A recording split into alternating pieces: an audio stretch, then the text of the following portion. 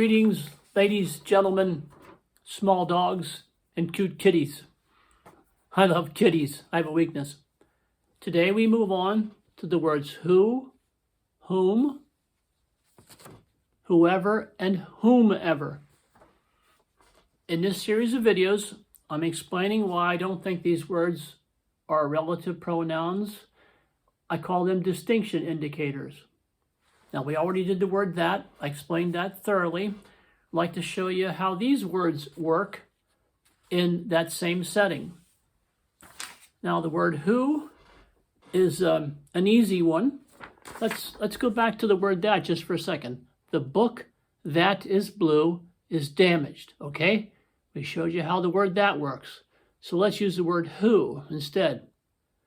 The candidate who lies will lose votes. Okay, the candidate who lies, tells a lie, will lose votes. So you see here that the word who is trying to create a distinction phrase. Who lies, all right? And the distinction indicator who also has a buddy, the word whom, all right? And you have this sentence here. The candidate whom we trust will get our votes. So here we have the word whom trying to create a distinction clause. I say clause because we have a subject, a predicate, and here the word who would be the subject, and lies is the predicate. So we simply say phrase, distinction phrase, okay? Excuse me. Now, in the videos on the word that, I emphasized different features, and one of them was the referent, okay?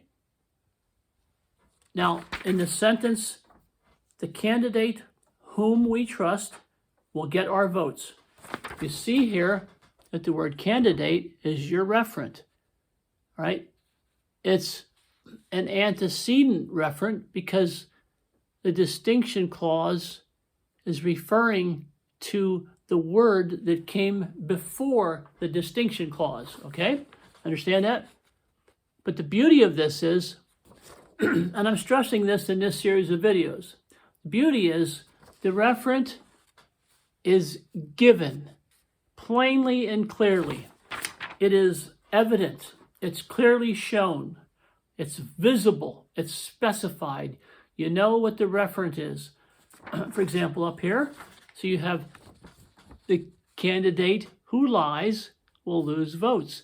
You can clearly see the, here, you can clearly see the given referent. In other words, there's no mystery, nothing's hidden, nothing's packed away, right? Now we move to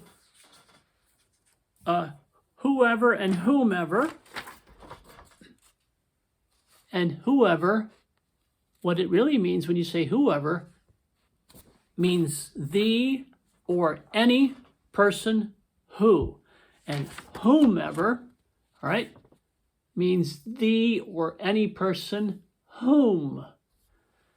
Now, for hundreds of years in the realm of grammar and sentence structure and all that, no one questions these things. The teacher says, that's a relative pronoun, just use it. And you say, well, how can that be? How can you just do that? How can you say, well, it just is? Well, you ask yourself, where did whoever and whomever come from?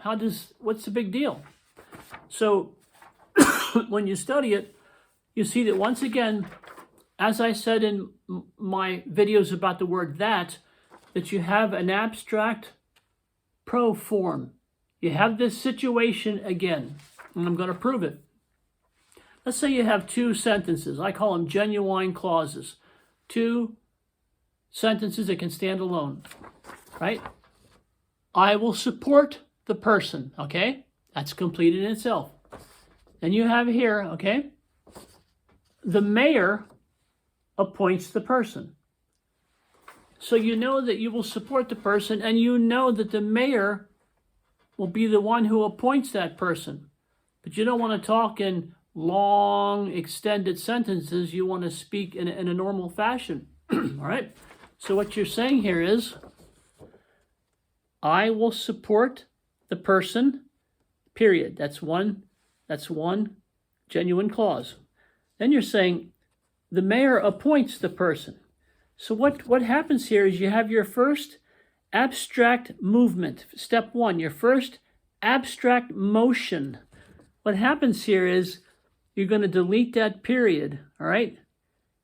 And you're going to insert the word, this is hard for me to see, insert the word whom, okay? And when you do that, you get this new sentence, okay? You get that new sentence, and it reads, I will support the person whom the mayor appoints. So you went through the abstract process, the innate thing in the mind or in the psyche, and you got that. Well, there's a second step when it comes to the words whoever and whomever. There's a second abstract step. You don't have this with the word that.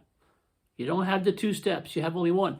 So here you have, now you have, I will support the person whom, okay, the mayor appoints. So what you do here is you delete these words, okay? That's why I called it in previous videos a meta function. It goes beyond. You delete these words here, all right? And you insert the word whomever. This is an abstract proform function, and you get this. I will support whomever the mayor appoints. It's a two-step abstract process. Unlike with the word that, it is more detailed, it's more complicated. In other words, it's more extensive. You see that? This is a beautiful thing. I studied this for a long time, and after 20, 30 years, I'm finally sharing it because I think it'd be great to teach children this, okay? Now, so here's a sentence. Here's a sample sentence. Whoever sleeps on the job will be fired. Okay? Whoever sleeps on the job will be fired. So you see, underlined, whoever sleeps on the job. You can say, oh, I know grammar, and I watched one of Joey's videos, and I think that's a distinction phrase. And then you ask, where is the referent? You're not quite sure. Okay? So you say, is that a distinction phrase? Really? Truly? And where is the referent? Well, remember the word whoever means the or any person who. The or any person who. All right? So you're saying, in essence, okay, any person who sleeps on the job will be fired. Okay? Any person who sleeps on the job will be fired. And that's when you discover the beautiful thing that I'm presenting in this series that I didn't present in the last series. The referent, okay? Any person. You see this? Person who sleeps on the job. Okay, that's your distinction phrase. It's making a distinction about the word person. But the word person, okay, your referent is derived. You had to dig and you had to think to actually find the nitty-gritty part.